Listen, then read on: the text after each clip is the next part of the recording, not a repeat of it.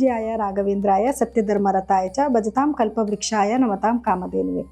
ನನ್ನ ಸಮಸ್ತ beats of India Kannada channel ವೀಕ್ಷಕರೆಲ್ಲರಿಗೂ ಕೂಡ ವಿಭಾ ಶೆಟ್ಟಿ ಮಾಡುವ ನಮಸ್ಕಾರಗಳು. ಮಾಸ ಭವಿಷ್ಯ ಕಾರ್ಯಕ್ರಮಕ್ಕೆ ತಮಗೆಲ್ಲರಿಗೂ ಸ್ವಾಗತ. ಬನ್ನಿ ದ್ವಾದಶ ರಾಶಿಗಳ ಒಂದು ಫಲಾನುಫಲಗಳನ್ನ ನೋಡೋಣ. ಅದಕ್ಕೂ ಮುಂಚೆ ಗ್ರಹಗಳ ಒಂದು ಸ್ಥಾನಮಾನನ ತಿಳ್ಕೊಳ್ಳೋಣ. ಮೊದಲನೇದಾಗಿ ಕುಜಗ್ರಹ ಕುಂಭ ರಾಶಿಯಿಂದ ಮೀನ ರಾಶಿಗೆ ಇದೇ ತಿಂಗಳ 2ನೇ ತಾರೀಕು ಬದಲಾವಣೆಯನ್ನು ಮಾಡ್ತಾ ಇದ್ರೆ, ಬುಧ ಗ್ರಹ ಕುಂಭ ರಾಶಿಯಿಂದ ಮೀನ ರಾಶಿಗೆ ಇದೇ ತಿಂಗಳ 11ನೇ ತಾರೀಕು ಬದಲಾವಣೆ ಮಾಡ್ತಿದೆ. ತದನಂತರ 30ನೇ ತಾರೀಕು ಮತ್ತೊಂದು ಸತಿ ತನ್ನ ಬದಲಾವಣೆ ಮಾಡ್ತಿದೆ. ಅಂದರೆ ಮೀನ ರಾಶಿಯಿಂದ ಮೇಷ ರಾಶಿಗೆ ತನ್ನ ಪತನ ಬದಲಾಯಿಸ್ತಿದೆ. ಇನ್ನು ಸೂರ್ಯ ಮೀನ ರಾಶಿಯಿಂದ ಮೇಷ ರಾಶಿಗೆ ಇದೇ ತಿಂಗಳ 14ನೇ ತಾರೀಕು ತನ್ನ ಪತನ ಬದಲಾಯಿಸ್ತಾ ಇದ್ರೆ, ಶುಕ್ರ ಗ್ರಹ ಬಂದು ಮೇಷ ರಾಶಿಯಿಂದ ವೃಷಭ ರಾಶಿಗೆ 19ನೇ ತಾರೀಕು ತನ್ನ ಪತನ ಬದಲಾಯಿಸ್ತಿದೆ. ಸೊ ಹಾಗಿದ್ರೆ ದ್ವಾದಶ ರಾಶಿಗಳ ಮೇಲೆ ಏನೆಲ್ಲ ಫಲಗಳನ್ನ ನೀಡುತ್ತೆ ಅನ್ನೋದ್ರ ಬಗ್ಗೆ ನೋಡೋಣ ಬನ್ನಿ. ಇನ್ನು ಕಟಕ ರಾಶಿಯವರ ಏಪ್ರಿಲ್ ತಿಂಗಳ ಭವಿಷ್ಯ ಹೇಗಿರುತ್ತೆ ಅಂತ ನೋಡೋದಾದ್ರೆ ನೋಡಿ, ಕಟಕ ರಾಶಿಯವರಿಗೆ 2ನೇ ಮನೆಯಲ್ಲಿ ಕೇತುವಿನ ಸಂಚಾರ ನಡೀತಿದೆ. ಸೊ 2ನೇ ಮನೇಲಿ ಕೇತುವಿನ ಸಂಚಾರ ಇದ್ದಾಗ ಏನಾಗುತ್ತೆ, ಮನೆಯಲ್ಲಿ ಸ್ವಲ್ಪ ವಾತಾವರಣ ಸ್ವಲ್ಪ ಏರುಪೇರುಗಳಾಗಿರುತ್ತೆ. ಅಂದರೆ ನೀವೇನೇ ಮಾತಾಡಿದ್ರು ಕೂಡ ಏನಾದರೂ ಒಂದು ತಪ್ಕೊಂಡು ಹಿಡಿಯೋದು, ಅಥವಾ ಫ್ಯಾಮಿಲಿಯಿಂದ ನೀವೇ ಸ್ವಲ್ಪ ಕೆಲಸದ ನಿಮಿತ್ತ ದೂರದಲ್ಲಿ ಇರಬೇಕಾದ ಪ್ರಸಂಗ ಕೂಡ ಬರುತ್ತೆ. ಅಥವಾ ನೀವೇ ಯಾರ ಜೊತೆನೂ ಮಾತೇ ಬೇಡ, ಒಂದು ಸ್ವಲ್ಪ ಸೈಲೆಂಟಾಗಿ ಇದ್ಬಿಡೋಣ ಅಂತ ಅನ್ನೋದು, ಅಥವಾ ಕೋಲ್ಡ್ ವಾರ್ ಮಾಡಿಕೊಂಡು ಯಾರ ಜೊತೆನೂ ಮಾತು ಬಿಟ್ಬಿಡೋದು, ಇದೆಲ್ಲ ಆಗ್ತಾ ಇರುತ್ತೆ. ಜೊತೆಗೆ ಏನಂತಂದರೆ ಸ್ವಲ್ಪ ಆರೋಗ್ಯದ ಸಮಸ್ಯೆ ಏನು ಬರ್ಬೋದು ಅಂತಂದರೆ, ಡೆಂಟಲ್ ಪ್ರಾಬ್ಲಮ್ ಬರೋದು, ಥ್ರೋಟ್ ಇನ್ಫೆಕ್ಷನ್ ಆಗೋದು, ಇದು ಕೂಡ ಸಾಧ್ಯತೆಗಳಿದೆ. ಜೊತೆಗೆ 12ರಲ್ಲಿ ನಿಮಗೆ ಗುರುವಿನ ಸಂಚಾರ ಬೇರೆ ಇದೆ.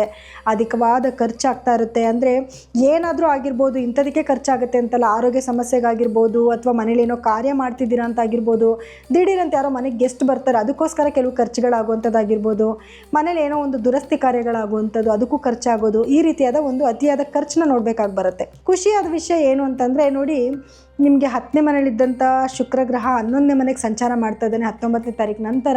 ಶುಭ ಫಲಗಳನ್ನ ನೋಡ್ತೀರಾ. ಅಂದರೆ ಹಣಕಾಸಿನ ಅಭಿವೃದ್ಧಿ ಚೆನ್ನಾಗಿರುತ್ತೆ. 11ರಲ್ಲಿ ಶುಕ್ರ ಕೂತ್ಕೊಂಡು ಒಳ್ಳೆ ಫಲಗಳನ್ನ ಖಂಡಿತವಾಗ್ಲೂ ನಿಮಗೆ ಕೊಡ್ತಾನೆ. 11ನೇ ಮನೆ ಅಧಿಪತಿನೇ 11ನೇ ಮನೆಗೆ ಬರ್ತಾ ಇದ್ದಾನೆ. ಸೊ ಹಾಗಾಗಿ ಒಳ್ಳೆ ಲಾಭನ ತೊಗೊಂಬಂದು ಕೊಡ್ತಾನೆ. ನಿಮ್ಗೆ ಎಷ್ಟೇ ಖರ್ಚಾಗ್ತಿದ್ರು ಕೂಡ ಒಳ್ಳೆ ಲಾಭನೂ ಬರ್ತಾ ಇರುತ್ತೆ. ಅಂದರೆ ನಿಮಗೆ ಬರೋವಂಥ ಲಾಭಕ್ಕೆ ತಕ್ಕನಾದ ಖರ್ಚು ಕೂಡ ನಿಮಗೆ ಆಗ್ತಾ ಇರುತ್ತೆ. ಜೊತೆಗೆ ಸೂರ್ಯನ ಒಂದು ಸಂಚಾರ, ಸೂರ್ಯ ನಿಮ್ಮ 10ನೇ ಮನೇಲಿ ಸಂಚಾರ ಮಾಡ್ತಾ ಇದ್ದಾನೆ.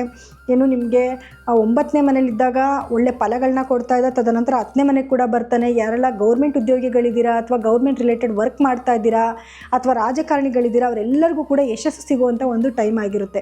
ಯಾಕಂದರೆ ಉಚ್ಚ ಸ್ಥಾನಕ್ಕೆ ಸೂರ್ಯ ಬರ್ತಾ ಇದ್ದಾನೆ. ಈ ಟೈಮಲ್ಲಿ ನಿಮ್ಮ ಒಳ್ಳೊಳ್ಳೆ ಕೆಲಸಗಳನ್ನ ಮಾಡಿ ಒಳ್ಳೆ ಹೆಸರುಗಳನ್ನ ತೊಗೊಳ್ಳುವಂಥ ಒಂದು ಟೈಮ್ ಆಗಿರುತ್ತೆ. ತುಂಬಾ ಅಭಿವೃದ್ಧಿ ಆಗುವಂಥ ಒಂದು ಟೈಮ್ ಆಗಿರುತ್ತೆ.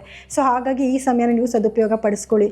ಗೌರ್ಮೆಂಟ್ ಇನ್ನೇನಾದರೂ ಕೆಲಸಗಳಾಗಿದ್ದು ಅದನ್ನೆಲ್ಲ ಸ್ಟಾಪ್ ಆಗಿತ್ತು ಅಂತಂದರೆ ಇವಾಗ ನಿಮಗೆ ಅದು ಬಿಡುಗಡೆ ಆಗುವಂಥ ಒಂದು ಸಮಯ ಆಗಿರುತ್ತೆ. ಜೊತೆಗೆ 9ನೇ ಮನೆಯಲ್ಲಿ ಶನಿ, ಬುಧ ಮತ್ತು ಕುಜ ಗ್ರಹಗಳ ಒಂದು ಸಂಚಾರ ಇರೋದ್ರಿಂದ ತಂದೆ ಆರೋಗ್ಯಕ್ಕೆ ಅಷ್ಟು ಒಳ್ಳೆಯದಲ್ಲ. ಅವರಿಗೆ ಆರೋಗ್ಯದಲ್ಲಿ ಸ್ವಲ್ಪ ಏರುಪೇರುಗಳು ಆಗ್ತಾ ಇರುತ್ತೆ.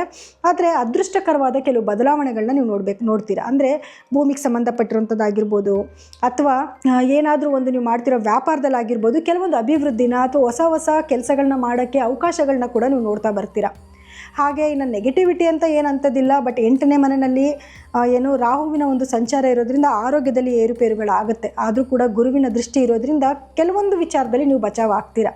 ಅಂದರೆ ಆರೋಗ್ಯ ಸಮಸ್ಯೆ ಅಂದರೆ ಇದು ಬ್ಲಡ್ಗೆ ಸಂಬಂಧಪಟ್ಟಿರುವಂಥದ್ದಾಗಿರ್ಬೋದು, ಅಥವಾ ಹಾರ್ಟ್ ಪ್ರಾಬ್ಲಮ್ ಆಗಿರ್ಬೋದು, ಇದೆಲ್ಲ ಡೆವಲಪ್ಮೆಂಟ್ ಆಗೋ ಚಾನ್ಸಸ್ಸು ಇರುತ್ತೆ. ಆದರೆ ವಾಹನ ಚಲಾವಣೆ ಮಾಡಬೇಕಾದ್ರೆ ತುಂಬ ಕೇರ್ಫುಲ್ಲಾಗಿರಬೇಕು, ತುಂಬ ಸ್ಪೀಡ್ ಕಂಟ್ರೋಲ್ ಇಟ್ಕೋಬೇಕಾಗುತ್ತೆ. ಇಲ್ಲ ಅಂತಂದರೆ ಅದರಿಂದ ಅಪಘಾತಗಳಾಗುವಂಥ ಸಾಧ್ಯತೆಗಳು ಕೂಡ ಇರುತ್ತೆ.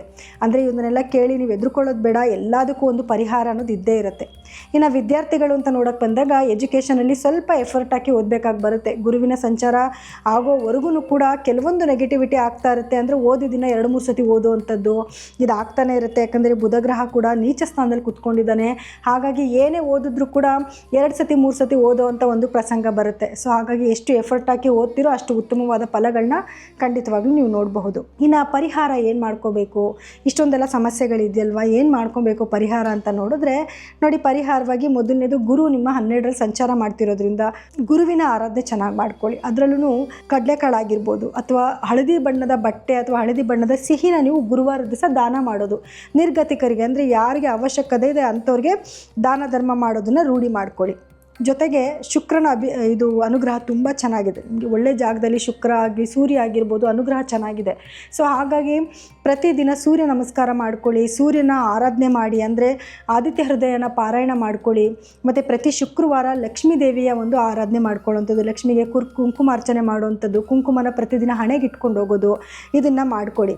ಮತ್ತು ಪ್ರತಿ ಮಂಗಳವಾರದ ದಿವಸನಾದರೂ ಬೀದಿ ನಾಯಿಗಳಿಗೆ ಆಹಾರನ ಹಾಕುವಂಥದ್ದು, ಬಿಸ್ಕೆಟ್ ಆಗಿರ್ಬೋದು, ಅಂದರೆ ಮನೇಲಿ ಮಾಡಿರೋ ಅಡುಗೆ ಹಾಕಂಗಿದ್ರೆ ಫ್ರೆಶ್ ಆಗಿರೋ ಊಟನ ಹಾಕಿ, ಮಿಕ್ಕಿರೋದು ನೀವೆಲ್ಲ ಎಂಜಿಲ್ ಮಾಡಿರೋಂಥ ಊಟನ ಹಾಕಕ್ಕೆ ಹೋಗಬೇಡಿ. ಅದ್ರ ಬದಲಾಗಿ ಒಂದು ಬಿಸ್ಕೆಟ್ ಪ್ಯಾಕೆಟ್ ತೆಗೆದು ಹಾಕಿದ್ರೂ ಪರವಾಗಿಲ್ಲ. ಒಟ್ಟಿನಲ್ಲಿ ಬೀದಿ ನಾಯಿಗಳಿಗೆ ಆಹಾರನ ಅರ್ಪಿಸಿದ್ರು ಕೂಡ ಈ ನೆಗೆಟಿವಿಟಿ ಸಣ್ಣ ಪುಟ್ಟ ಏನು ಬರ್ತಾ ಇದೆ ಅಂತ ಹೇಳಿದೆ ಖಂಡಿತ ಅದರಿಂದ ನೀವು ಈಚೆ ಬರ್ಬೋದು.